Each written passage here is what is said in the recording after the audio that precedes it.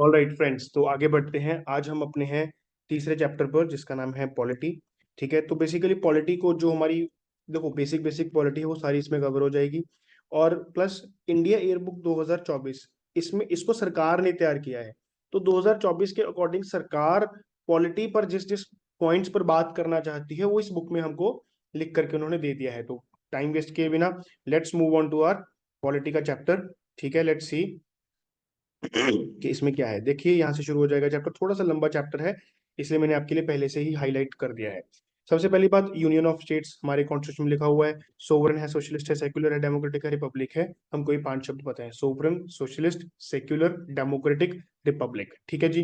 Parliamentary system है। 26 नवंबर 1949 को हमारा कॉन्स्टिट्यूशन बन गया था, अडॉप्ट कर लिया गया था। और 26 जनवरी को ये एनफोर्स कर दिया गया था। आई hope you know this now. जब ये बनाया गया था 26 नवंबर को, तब इसके अंदर एक प्रियम्बल था, 395 आर्टिकल्स थे, 8 शेड्यूल्स थे टोटल। ठीक है जी।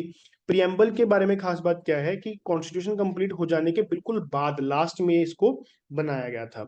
उसके बाद क्या पॉइंट है कि कुछ कॉन्स्टिट्यूशन के प्रोविजंस, जैसे कि citizenship, elections, provisional parliament, temporary and transitional powers, short titles, ये सब कुछ ऐसे पार्ट्स हैं। मतलब इन सबको आपको याद नहीं रखना, सिर्फ इतनी बात याद रखनी है कि कॉन्स्टिट्यूशन के अंदर कुछ हिस्सों को 26 नवंबर को ही लागू कर दिया गया था, 1949 को ही लागू कर दिया गया था। कुछ जो रिमेनिंग प्रोविजंस थे वो 26 जनवरी को चलाए गए थे। इनके अलावा जो बाकी सारे थे, मतलब मेजर पोर्शन 26 जनवरी को ही चालू हुआ था, लेकिन कुछ 26 नवंबर को भी हो गया था स्टार्ट। All right. उसके अलावा हमारे पास 28 स्टेट्स हैं आज के टाइम पर, 8 यूनियन टेरिटरीज हैं, क्योंकि जम्मू कश्मीर जो एक स्टेट हुआ करती थी उसको हमने 2 यूनियन टेरिटरीज में तोड़ दिया था। कैसे? जम्मू कश्मीर रीऑर्गेनाइजेशन एक्ट 2019 को पास करके। अभी हाल फिलहाल में इसके असेंबली, इसके इलेक्शंस भी करवाने हैं, क्योंकि देखो, स्टेट लेजिस्लेचर थी पहले, अब हमने क्या बना दिया था, लेजिस्लेटिव असेंबली ऑफ यूटी। एक यूटी की भी तो सीएम हो सकता है ना, एक यूटी के अंदर भी तो एक असेंबली, विधानसभा हो सकती है, एक स्टेट की भी हो सकती है। तो पहले स्टेट की असेंबली हुआ करती थी, स्टेट के सीएम हुआ करते थे। अब यूटी के सीएम हुआ करेंगे जब इसके इलेक्शन हो जाएंगे। अभी इसकी स्टेट खत्म कर दी गई है। सिटीजनशिप पे आ जाते हैं। देखो, this is our first chapter of the constitution, this is our second chapter of the constitution. ठीक है, ये हमने उससे पहले प्रियम्बल के बारे में हल्का सा देख लिया था। थर्ड चैप्टर आपका आ जाएगा फंडामेंटल राइट्स का। तो सिटीजनशिप में हम क्या देखेंगे? सिंगल सिटीजनशिप अलाउड है हमारे इंडिया में। सिटीजनशिप एक्ट जो 1955 है, ये इसको डील करता है। मतलब जब हम आजाद हुए उसके बाद एक एक्ट बनाया गया। पहले आजाद हुए तो कॉन्स्टिट्यूशन में ही कुछ प्रोविजन थे कि कॉन्स्टिट्यूशन के अकॉर्डिंग ये टाइप के लोग भैया हमारे 1947 को सिटीजन बन जाएंगे हिंदुस्तान के। ठीक है। उसके बाद 1955 में एक एक्ट पास किया गया, जिसमें आगे के प्रोविजन रखे गए कि कौन एक्विजिशन कर सकता है, मतलब सिटीजन कौन हमारा बन सकता है, कैसे डिटरमाइन होगा, कैसे टर्मिनेट की जाएगी सिटीजनशिप आपकी, वगैरह वगैरह। उसी के मद्देनजर हमने उसके बाद 2019 में भी फिर से अमेंडमेंट की। बहुत सारी अमेंडमेंट्स इन बिटवीन भी हुई हैं, लेकिन 2019 की अमेंडमेंट सबसे इंपॉर्टेंट है। क्या अमेंडमेंट है? कि फॉरेन इलीगल माइग्रेंट्स, इलीगली जो हमारे हिंदुस्तान में एंटर कर गए हैं फॉरेन से, फॉरेन कहाँ से, मतलब अफगानिस्तान से, बांग्लादेश से और पाकिस्तान से, हमारी पड़ोस की इन 3 कंट्री से अगर कोई इलीगली भी हमारे यहाँ पर आ गया है, कौन कौन? हिंदू हो, सिख हो, बुद्धिस्ट हो, जैन, पारसी या क्रिश्चियन, मतलब ये 6 कम्युनिटीज के, 6 रिलीजियस कम्युनिटी के लोग अगर इलीगली इन 3 कंट्रीज से इंडिया के अंदर आ गए हैं 31 दिसंबर 2014 से पहले पहले, मतलब मैं दोबारा बोलता हूँ, 31 दिसंबर 2014 से पहले पहले इन 6 धर्मों के लोग इलीगली अगर इन देशों से हमारे देश में आ गए हैं, तो हम उनको भैया हमारी सिटीजनशिप दे देंगे। अगर उनके हमारे यहाँ पर आने का कारण क्या है कि हमको रिलीजियसली वहां पर बहुत ज्यादा प्रताड़ित किया जाता है, परसिक्यूशन की जाती है हमारी। सारी बात समझ गए? ये अमेंडमेंट को इन 2 लाइनों में हम बहुत इजीली समझ के याद रख सकते हैं। I hope this is clear. आगे बढ़ते हैं। हाँ, ये जो प्रोविजंस हैं ये कब लागू नहीं, कहाँ लागू नहीं होंगे? ये असम, मेघालय, मिजोरम, त्रिपुरा, अरुणाचल प्रदेश, नागालैंड, मणिपुर, इन 7 नॉर्थ ईस्ट की स्टेट्स में, जहां पर इनर लाइन परमिट है या ट्राइबल एरियाज हैं, मतलब नॉर्थ ईस्ट स्टेट्स की जो ट्राइबल एरियाज हैं वहां पर ये सब कुछ लागू नहीं होगा। मतलब अगर ये migrants, illegal migrants in tribal areas में आकर के रहेंगे, then they will not be entitled to get the citizenship of India, चाहे वो कब मर्जी आए हुए हों। ठीक है। इसके अलावा जो सिटीजनशिप का बहुत इंपॉर्टेंट एक पॉइंट होता है जो मिस कर देते हैं बच्चे लोग ज्यादातर, वो क्या है भैया, कि आपको एक सिटीजनशिप अलाउड है, उसी के साथ साथ आपको एक डोमिसाइल भी एक ही अलाउड है, आप दूसरा डोमिसाइल भी नहीं ले सकते।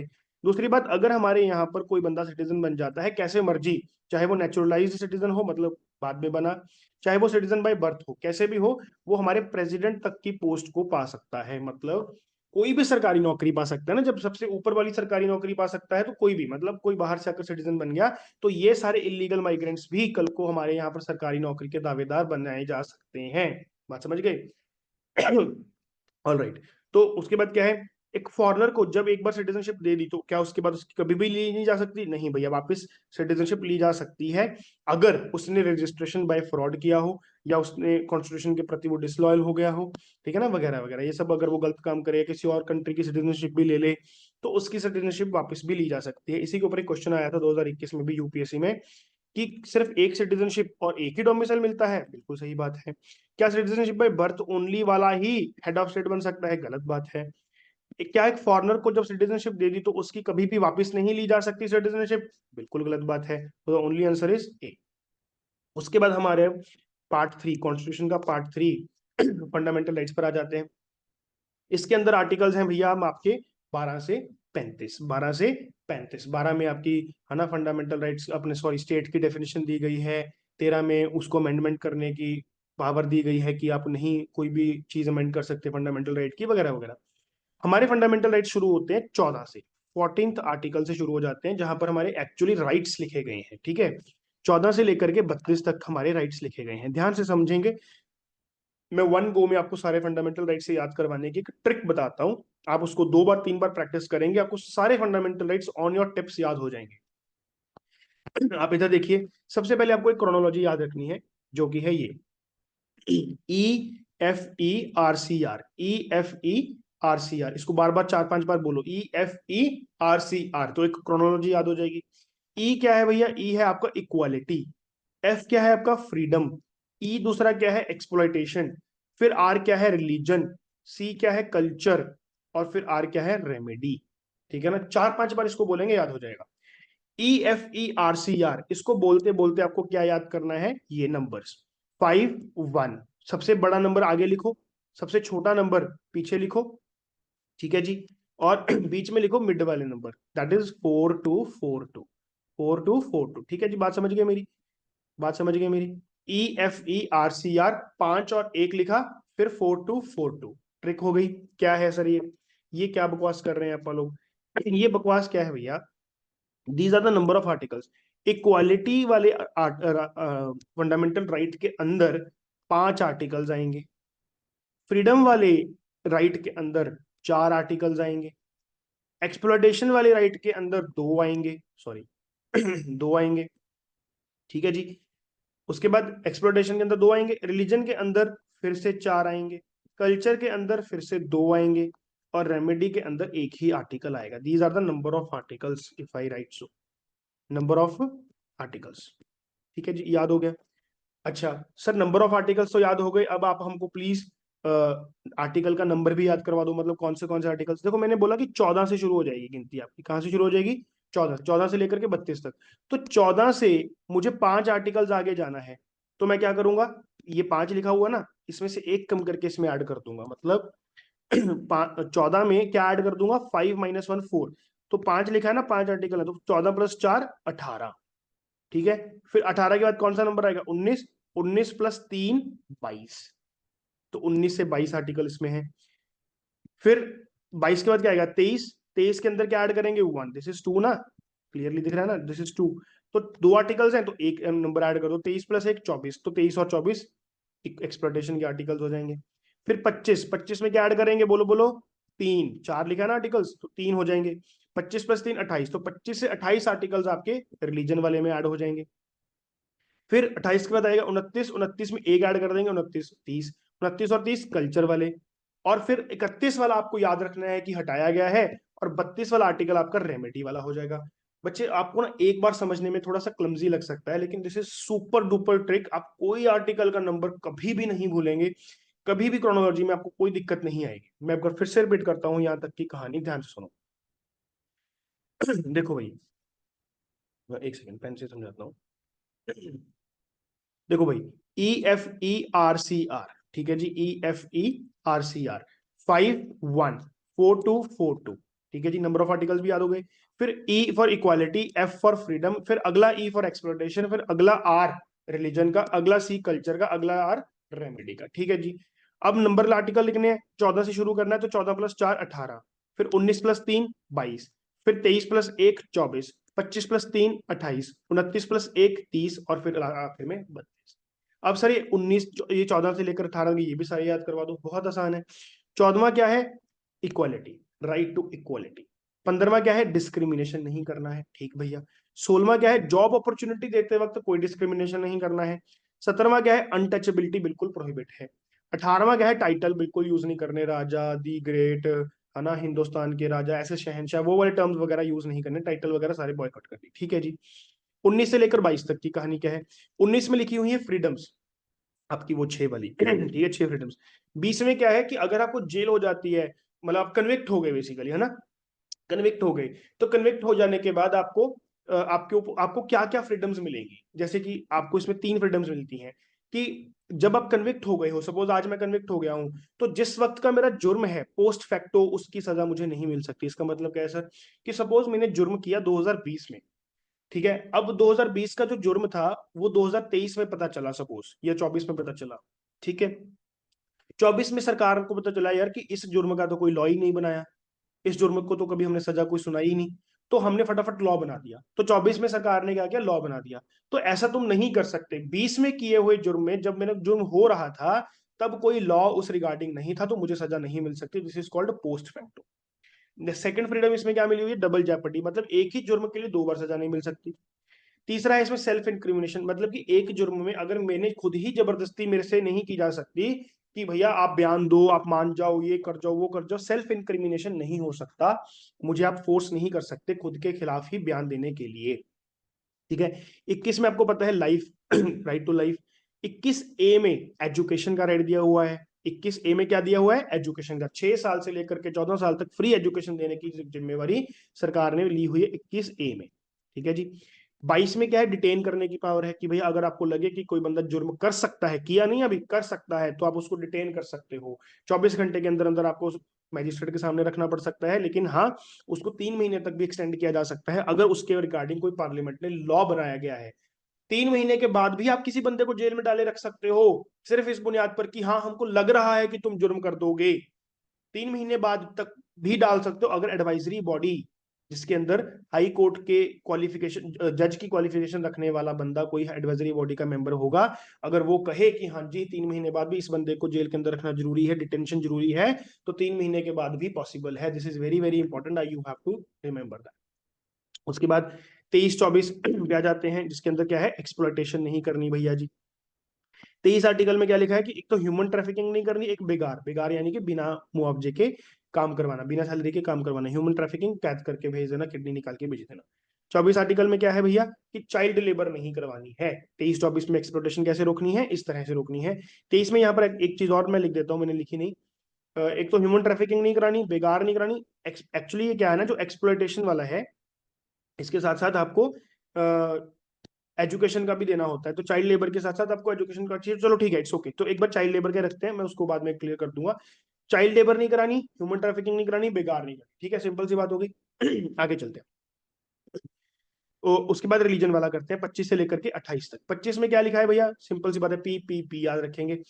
Profess, practice, propagate. आप किसी भी रिलीजन को प्रोफेस मतलब कि मान सकते हैं, प्रैक्टिस कर सकते हैं रोज अपने घर पर या बाहर, और प्रोपेगेट कर सकते हैं, लोगों को भी अपने रिलीजन के बारे में बता सकते हैं। 25 में आपको ये फ्रीडम है।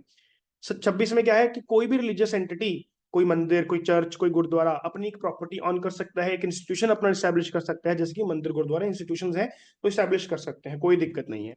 27 आर्टिकल में क्या लिखा है कि भैया किसी भी रिलीजन पर हम कोई टैक्स नहीं लगाएंगे, वहां पे मंदिर में जितनी मर्जी कमाई हो रही हो वगैरह वगैरह। 28 में क्या है? 28 में अगर एजुकेशन का आ जाएगा, क्या है कि अगर कोई इंस्टीट्यूशन होली ओन्ड बाय, 3 तरह के यहाँ पर इंस्टीट्यूशन बताए गए हैं बच्चे, ध्यान से सुनना, मैं आपको बहुत ही क्रिस्पी समरी दे रहा हूँ, बहुत ही अच्छा आपके लिए काम, फायदेमंद होगी ये चीज। अगर कोई institution wholly owned by state है, सरकारी इंस्टीट्यूशन है, तो उसमें आप कोई भी रिलीजियस इंस्ट्रक्शंस नहीं दे सकते। अगर कोई इंस्ट्रक्शन, जो इंस्टीट्यूशन है वो सरकार चलाती तो है, एडमिनिस्टर्ड बाय सरकार तो है, मतलब कोई है ना, सरकार उसको ग्रांट वगैरह दे रही है, कोई सरकार उसको एडमिनिस्टर कर रही है, तो कर रही है, लेकिन उसको इस्टेब्लिश किया है किसी रिलीजियस एंडोमेंट ने। मतलब सपोज कि किसी सिख धर्म ने अपना इंस्टीट्यूशन बनाया, लेकिन बाद में उसको सरकार से ग्रांट भी मिली, लेकिन सरकार से उसको एडमिनिस्ट्रेशन भी किया जा रहा है, सरकारी उसको मतलब कुछ ना कुछ एडमिनिस्ट्रेशन मिल रही है, प्रिंसिपल वगैरह, टीचर्स वगैरह, तो वो वहां पर अपनी रिलीजियस इंस्ट्रक्शंस दे सकते हैं, क्योंकि उसको एस्टैब्लिश किया गया है कि रिलीजियस एंडोमेंट एक रिलीजियस इंस्टीट्यूशन के द्वारा अपने रिलीजन की ही प्रोटेक्शन करने के लिए। बात समझ गए। तीसरा इंस्टीट्यूशन है हमारे पास जो रिकॉग्नाइज्ड बाय स्टेट, कि स्टेट ने रिकॉग्नाइज किया है कि हाँ भैया हम इसको रिकॉग्नाइज करने से, सीबीएसई, पीपीएससी, सॉरी पीएसपी, जो होता है हमारा Punjab school education board, PSCB, या उसको एड वगैरह दी जा रही है। अगर ऐसा कुछ है, रिकॉग्नाइज्ड बाय स्टेट है या एडेड बाय स्टेट है, ठीक है ना, उसमें कंसेंट लेना पड़ेगा। रिलीजियस इंस्ट्रक्शन देने के लिए बच्चे का कंसेंट लेना पड़ेगा। अगर बच्चा माइनर है, 18 साल से कम है, तो उसके गार्जियन का कंसेंट लेना पड़ेगा। मैं फिर से एक बार रिपीट करता हूँ, this is very very important. Number one type of institution वो है मेरे प्यारे बच्चे, जो होली ओन्ड बाय स्टेट है, जिसको स्टेट ही ओन करती है, मुनाफा घाटा सारा स्टेट का होता है। दूसरे टाइप ऑफ इंस्टीट्यूशंस वो हैं जिसको इस्टेब्लिश एक रिलीजियस एंडोमेंट ने किया है, उसके बाद सरकार उसमें कुछ हेल्प वगैरह कर रही है, जैसा डिफरेंट सिनेरियो। बस एक बात याद रखना है कि रिलीजियस एंडोमेंट ने उसको इस्टेब्लिश किया है, तो भैया उसमें आप रिलीजियस इंस्ट्रक्शंस दे सकते हैं, यस है उसमें। तीसरा है रिकॉग्नाइज्ड बाय स्टेट या एडेड बाय स्टेट, उसमें आपको कंसेंट लेना पड़ेगा, दैट इज, इतनी सी कहानी है। ठीक है, 28 आर्टिकल की, 28वें आर्टिकल की। उसके बाद हम आ जाते हैं कल्चरल वाले पे। कल्चरल वाले के साथ एक एजुकेशन भी अटैच्ड होता है बेटा, कल्चरल एंड एजुकेशनल राइट क्या है इसमें, 29 और 30 आर्टिकल। 29 और 30 आर्टिकल हमने यहाँ पे लिख दिया आपके लिए। 29 में क्या है कि कल्चर बचाने के लिए किसी भी सेक्शन, हिंदुस्तान के अंदर रहने वाली any section of society, any section of society मतलब सर हिंदू, मुस्लिम, सिख, ईसाई, मतलब कि एनी सेक्शन, यानी कि चाहे मेजोरिटी हो चाहे माइनॉरिटी हो, कोई भी सेक्शन ऑफ सोसाइटी अपने कल्चर को बचाने के लिए कुछ भी कर सकती है, नंबर वन। इसी के अंदर नंबर टू क्या लिखा गया है कि किसी भी सरकारी संस्था में, है ना, आप किसी भी बच्चे को उसके रिलीजन, लैंग्वेज, सेक्स, कल्चर, इन सब चीजों के रिलेटेड कोई उसको आप एडमिशन के लिए मना नहीं कर सकते। एजुकेशन से रिलेटेड एक बात यहां पर लिखी हुई है, ठीक है। 30वें आर्टिकल में क्या लिखा है, माइनॉरिटी अपना एजुकेशनल इंस्टीट्यूशन बना करके अपने कल्चर को बचा सकती है। मेरी बात समझो, यहां पर क्या लिखा गया है कि एनी सेक्शन ऑफ सोसाइटी, मतलब मेजोरिटी भी कुछ भी कर सकती है, मतलब कुछ भी, मतलब कुछ भी, माइनॉरिटी भी कुछ भी कर सकती है अपने कल्चर को बचाने के लिए। कल्चर क्या होता है सर, लैंग्वेज, पढ़, पहरावा, है ना, कैसे, how you are living your life, this is culture. 30th में क्या लिखा है कि माइनॉरिटी अपना एजुकेशनल इंस्टीट्यूशन बना करके अपने कल्चर को बचा सकती है। I hope this is clear. 30 तक हो गया। 31 इज अ प्रॉपर्टी राइट, उसको डिलीट कर दिया था 44th अमेंडमेंट में, आगे बताऊंगा। 32nd क्या है, रेमेडीज, कॉन्स्टिट्यूशनल रेमेडीज। इसमें क्या है, आपको 5 रेमेडी दी गई है, हेबिस कॉर्पस, मैंडेमस, प्रोहिबिशन, सर्शरी, कोवरंटो। ये आपको पता होती है, मैं इसमें नहीं जाऊंगा, इट्स वेरी सिंपल थिंग। लेकिन आपको बच्चे एक आर्टिकल्स की समरी, एक पूरा फंडामेंटल राइट्स को याद करवाना मुझे कंपलसरी लगा, मैंने आपको करवा दिया। आई एम सो सॉरी अगर आपको बर्डन सा फील हो रहा है, बोरिंग सा फील हो रहा है, लेकिन this is very very important. अगर आप एक बार शांति से इसको वीडियो पॉज करके पढ़ लेंगे, this will give you immense benefits बेटा, इमेंस बेनिफिट्स। एनी हाउ आगे बढ़ते हैं। ठीक है, तो दिस आर गारंटेड, है ना, fundamental rights, enforce by courts है, जस्टिसिएबल है।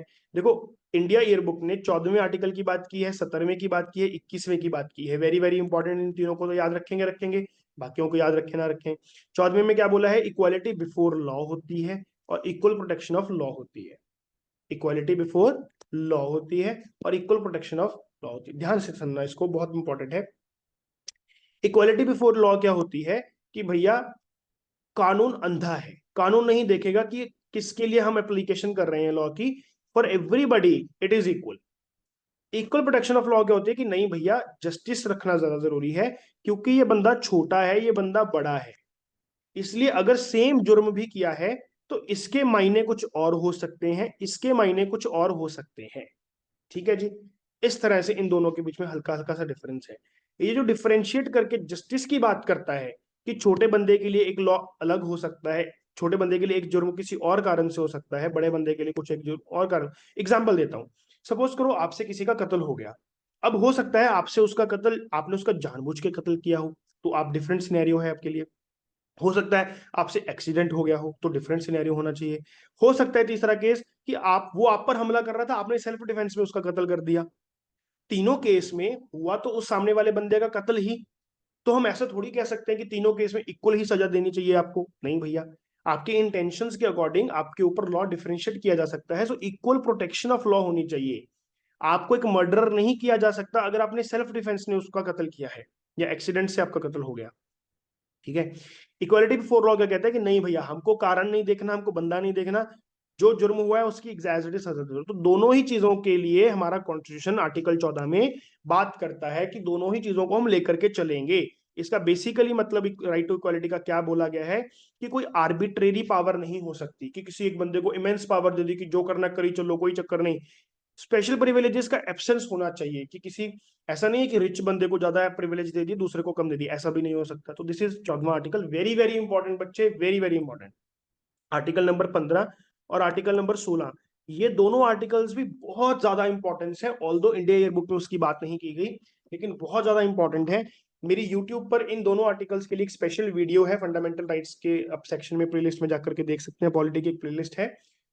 डू वॉच, मस्ट वॉच बच्चे, क्योंकि 15वां आर्टिकल और 16वां आर्टिकल हमारी सारी की सारी रिजर्वेशंस को कंटेन करता है। और रिजर्वेशन आजकल बहुत हाइपर हॉट टॉपिक बना रहता है, क्योंकि बांग्लादेश में भी सारा तख्ता पलट रिजर्वेशन के कारण हुआ है, और हमारे हिंदुस्तान में रिजर्वेशन का मुद्दा तो चलता ही रहता है।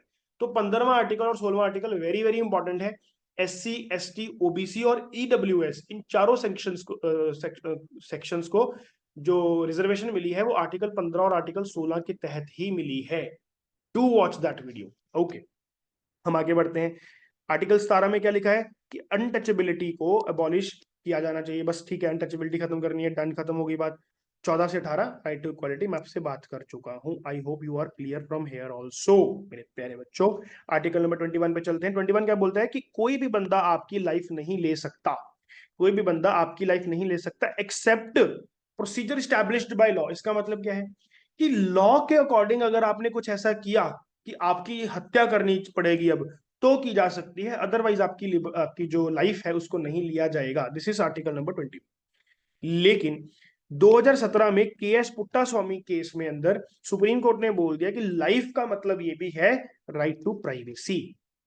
लाइफ, यहां पे सिर्फ लाइफ लिखा हुआ था पहले, लेकिन उसके बाद हमने क्या लिख दिया, पर्सनल लिबर्टी भी लिख दिया। मतलब प्राइवेसी, पर्सनल लिबर्टी भी लिखा हुआ था, पर्सनल लिबर्टी का मतलब हमने राइट टू प्राइवेसी भी ले लिया कि आपकी प्राइवेसी आपका फंडामेंटल राइट है। इसका मतलब ये हुआ कि if somebody is disturbing your privacy then you can directly file your case to supreme court. क्योंकि फंडामेंटल राइट्स अगर वायलेट हो तो आप डायरेक्टली सुप्रीम कोर्ट के अंदर केस फाइल कर सकते हैं मेरे प्यारे बच्चे। 2017 में राइट टू प्राइवेसी को फंडामेंटल राइट बनाया, आर्टिकल 21। और 18 में अगले ही साल हदिया मैरिज केस के अंदर right to marry a person of one choice, अपनी मर्जी से शादी करनी है, इसको भी आर्टिकल 21 राइट टू लाइफ के अंदर सुप्रीम कोर्ट ने ले लिया। देखो बच्चे, राइट टू प्राइवेसी और राइट टू लाइफ जो है ना, राइट टू लाइफ आर्टिकल 21, ये जलेबी की तरह आर्टिकल ना बड़ा बड़ा होता जा रहा है।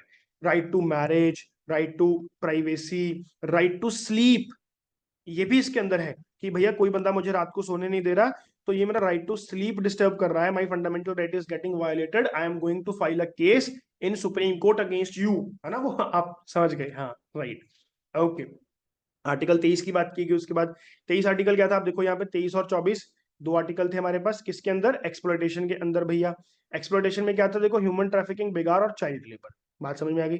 तो 23 आर्टिकल में क्या बात हो गई है, ट्रैफिकिंग की और बेगार की, ये अवेलेबल है to both citizen and non citizen, बात समझ में आ गई है।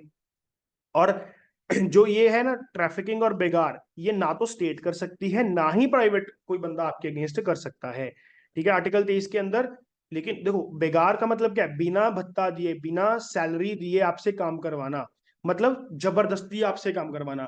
तो 23 के अंदर एक एक्सेप्शन भी है, क्या, कि जबरदस्ती आपसे काम करवाया जा सकता है, स्टेट के पास ये पावर है कि it can impose on you compulsory service. कभी मिलिट्री में या कभी सोशल सर्विस, कोई ऐसी अगर कोई वॉर वाली सिचुएशन बन जाए तो आप पर कोई वो कंपल्सरी सर्विस लगा सकती है, you have to give, state के पास ये पावर है। मतलब अगर पार्लियामेंट में वो पास कर दे कि भैया 18 साल से ऊपर 23 साल से कम वाले बच्चों को 2 साल के लिए कंपल्सरी मिलिट्री में सर्विस देनी ही पड़ेगी, तो देनी ही पड़ेगी, ऐसा साउथ कोरिया में होता है। ठीक है। राइट टू प्रॉपर्टी था इसके बाद भैया, वो हमने हटा दिया 44th अमेंडमेंट 1977 को, और फंडामेंटल राइट से उसको हटा दिया और डाल दिया article 300A, that is it is now a constitutional right only, mind it, it is now a constitutional right, not a fundamental right. बात समझ गए प्रॉपर्टी का? देख लो आप, क्वेश्चन आया हुआ यूपीएससी 2021 में ही कि राइट टू प्रॉपर्टी क्या है। राइट टू प्रॉपर्टी भैया legal right available to any person बोल सकते हैं, ठीक है, लीगल राइट हो जाएगा। अगर यहाँ पर कॉन्स्टिट्यूशनल राइट लिखा होता तो that could be a very better option then that even, ठीक है जी। राइट टू प्राइवेसी 2021 में पूछा गया, देखो कि विच आर्टिकल में दिया गया है भैया, आपको पता है, ये ऑप्शन आंसर गलत दे दिया, सी आएगा यहाँ पे, ठीक है, आर्टिकल 21 के अंदर राइट टू प्राइवेसी, ठीक है। उसके बाद क्या है, एक 21 में ही देखो 3 क्वेश्चन 21 में लगातार फंडामेंटल राइट से, है ना, it's very very important chapter बच्चे। क्या है क्वेश्चन, कि अगर एग्जीक्यूटिव या एडमिनिस्ट्रेटिव अथॉरिटी को अनगाइडेड अनकंट्रोल्ड डिस्क्रिशनरी पावर दे दी जाए in the matter of application of a law, किसी लॉ को इंप्लीमेंट करने के लिए बहुत ही ज्यादा भयंकर पावर दे दी जाए एग्जीक्यूशन को, एग्जीक्यूटिव अथॉरिटी को, तो ये इन द तो ये किस आर्टिकल को वायलेट करेगा? भाई ऑब्वियस ही बात है, अगर एक्सेप्शनल पावर दे दी तुमने किसी को इंप्लीमेंट करने के लिए कोई भी लॉ, तो भैया वो अपनी मर्जी से इंप्लीमेंट करेगा, किसी को कुछ दे देगा, किसी को कुछ दे देगा, किसी को कम कर देगा, किसी को कुछ कर देगा, तो दिस इज इक्वालिटी का वायलेशन हो जाएगा। आर्टिकल नंबर 14 का वायलेशन सीधा सीधा आपको दिख रहा है, ठीक है जी। और आगे चलते हैं, 2020 में भी देखो फंडामेंटल राइट पर क्वेश्चन है, अनटचेबिलिटी पर। क्या है कि अनटचेबिलिटी किस फंडामेंटल राइट के अंदर इनकॉर्पोरेट की गई है, तो आपको पता है राइट टू इक्वालिटी के अंदर आर्टिकल नंबर 17। फिर 19 में भी देखो क्वेश्चन आया हुआ है कि which article of the constitution safeguard one's right to marry one's person, आपको पता है प्राइवेसी के अंदर मैरिज करा दी आपकी, ठीक है। एक्सप्लोरेशन वाले के अंदर क्या कर दिया 2017 में, कि कौन से एनविसाज्ड हैं एक्सप्लोटेशन के अंदर, एक्सप्लोटेशन देखो वो था ना तीसरे वाला, ठीक है। चलो, एक तो ट्रैफिकिंग बैन थी हमको पता है, एक बेगार था बैन, और 23 में आर्टिकल में 24 में क्या था, चाइल्ड लेबर, ठीक है जी। तो एक तो ये हो जाएगा, अनटचेबिलिटी नहीं, ये तो इक्वालिटी में है। इंटरेस्ट ऑफ मिनोरिटी नहीं, ये तो उसके आगे वाले में आएगा, कल्चर वाले में। फिर employment of children in factories and mines, हाँ ये हो जाएगा ना, चाइल्ड लेबर 24वां आर्टिकल, तो ये भी सही है, ये भी सही है, तो this is answer C. All right, 17 में ही one more question is there, equality in society is the absence of privileges, obvious बात है भैया, कंपटीशन होना चाहिए, रेस्ट्रेंट्स होने चाहिए कुछ ना कुछ तो, है ना, आइडियोलॉजी भी हो सकती है, बिल्कुल ठीक है, प्रिविलेजेस नहीं होने चाहिए, तो इक्वालिटी का मतलब प्रिविलेजेस नहीं होने चाहिए। Right to privacy is protected as an intrinsic part of right to life and liberty, ठीक है, very right. Which are the following in the constitution of India correctly and appropriately imply the above statement, ठीक है, which are the following in the constitution correctly, ठीक है। Article number 14 क्या बोल रहा है, and the provision under article 42 amendment of the constitution, article 14 में right to privacy की बात नहीं की गई, सॉरी, 17 में अनटचेबिलिटी की बातें नहीं की गई, 21 में की गई है, बात खत्म, 24 में नहीं की गई, C answer, very right. So this was all about the fundamental right मेरे मेरे भाइयों, ठीक है। तो मैंने इसको बहुत ही क्रिस्पी से वे में, बहुत ही शॉर्ट वे में करवाने की कोशिश की है। मैं एक बार फिर से आपसे दो रिक्वेस्ट करता हूं। नंबर वन, आप इस तरह से अपना सारा जो है फंडामेंटल राइट्स के सारे आर्टिकल्स को याद करने की कोशिश कीजिए, प्लीज प्लीज प्लीज प्लीज, मैं रिक्वेस्ट करता हूँ। नंबर सेकंड रिक्वेस्ट इज कि 15वें और 16वें आर्टिकल को आप मेरी वीडियोस में जाके देख ले, these two articles are very very important articles, ठीक है। Thank you so much with this, मैं राघवेंद्र साइन ऑफ करता हूँ मेरे प्यारे भाइयों। कुछ भी कमेंट हो सेक्शन में बता दो, कमेंट सेक्शन में कोई फीडबैक हो, लाइक शेयर सब्सक्राइब कर दो, थोड़ी सी सपोर्ट कर दो, आगे बहुत अच्छा अच्छा कंटेंट ऑन द वे है, पूरी इंडिया ईयर बुक कंप्लीट करवाने का हमने यहाँ पे प्रॉमिस किया है, करवा के रहेंगे, जब तक तोड़ेंगे नहीं तब तक छोड़ेंगे नहीं। Thank you so much guys.